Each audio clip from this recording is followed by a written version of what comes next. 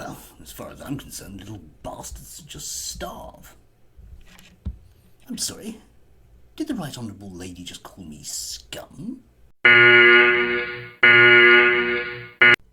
Oh, hello again there, yes. Apologies to Chris Clarkson MP. Yeah. Anyway, yes, today it's just getting light. It's kind of nice. Yes, two non-stories today. The inherent problem, of course, with the outrage machine on the right is that they sometimes just completely run out of things to be outraged about and then have to make stuff up, which is pretty much all the time. But then when they can't even do that, they then have to return to old favourites. And there's a couple of returns to old favourites I want to look at today, which came through overnight. The first one is good old Dan Wootton. Cancel culture, we're uncancelling it. Dan Wootton on GB News. Yeah, interviewing Nick Buckley, who was in the news a year ago. I presume no one's been cancelled since then. I mean, it must be due to all that other news that's going on, which looks slightly more important at the moment. Odd that we haven't got a cancel thing at the moment. Anyway, never mind. I mean, Nick Buckley, yes, was being interviewed about him getting his job back and being uncancelled, presumably. I have very little to say about this other than why. Why is he being interviewed? I mean, he got his job back, so yeah, is he still outraged about this? I don't know. But then I discovered that he's a member of the Reform Party. Oh, gosh, a member of the Reform Party being interviewed on GB News. Now, there's something different. Hey, have we had a member of the Reform Party on the last 15 minutes? Oh, better get him on then. Yeah. Anyway, he did stand for the mayor in Manchester recently and got a respectable 5% of vote. He's the vote. So kudos to Nick. Yeah, not necessarily to Dan though. I think, mate, come on, find someone else. There must be somebody that you can pretend's being cancelled. Anyway, on to non-story number 2, which is a story which had legs about a week ago and now definitely doesn't, but that won't stop it.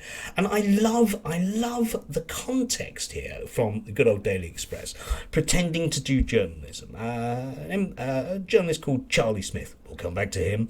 Yeah, headline, Angela Rayner.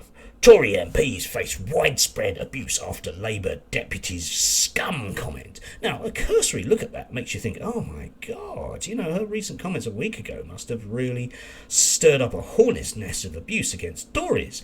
Yes, so let's read on. Angela Rayner calling Conservatives scum caused the party's MPs to face widespread abuse. Unearthed accounts, it claim. Unearthed? Oh, wow.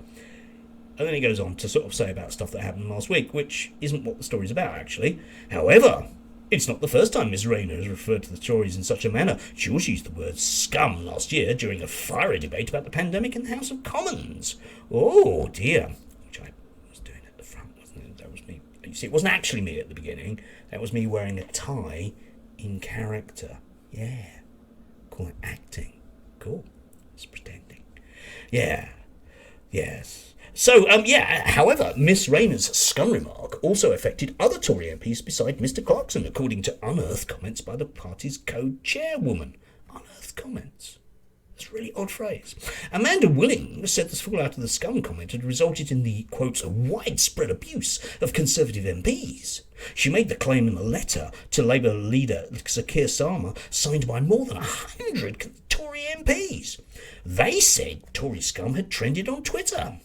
Yeah, it kind of would do, wouldn't it? Because that's the way that Twitter works. Anyway, an alleged, quote, widespread abuse towards members of our parliamentary party. Oh, that's serious, isn't it? Widespread abuse? 100 Tory MPs writing? Oh, yeah, I imagine there were dozens of arrests. Yeah, I imagine the trucks were prowling the streets, rounding people up. Let's read on, shall we? She said members had even received abusive phone calls and had their offices targeted following the row. Wow! Imagine that. Imagine hordes of people with Molotov cocktails. You could get the petrol in those days. Yeah, trying to storm Conservative offices. The letter read, "We respectfully ask you to take action, reaffirming your commitment to working constructively." Right. Or it added, "The action must be taken against those who perpetrate this unacceptable online abuse online and offline," and demanded a public apology from Miss Rayner. And that's the end of that. Right, okay. Unearthed. Right. What that means, right, is that in order to keep this outrage going, that you should claim that people that vote to make children hungry aren't scum. Okay? I mean, you can make the list longer if you like, but it's fine. You can call politicians scum. I think you can, and I think you can call parties scum. And if they've been in power for a long period of time, I think it's justified. But that's beside the point. Anyway, you can see that what Mr. Smith has done here is he's Googled something briefly in order to write an article about something that's no longer a story. Yeah. No one was ever arrested. All those 100 MPs who had outrage mobs outside them were mistaking them for 3 people going home after the pub on Tuesday night, I presume.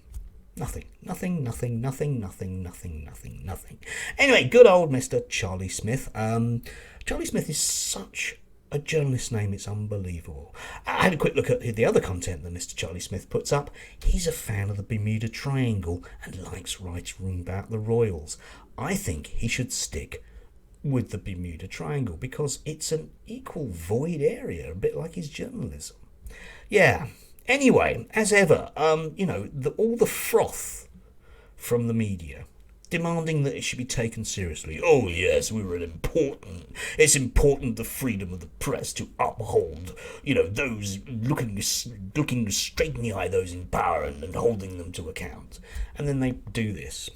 Yeah, I really would like if the press held those in power to account, but they're rather too busy Wikipediaing aspects of the Bermuda Triangle story. Anyway, do have a lovely day. I'm going to try, even though I've got to work at the weekend.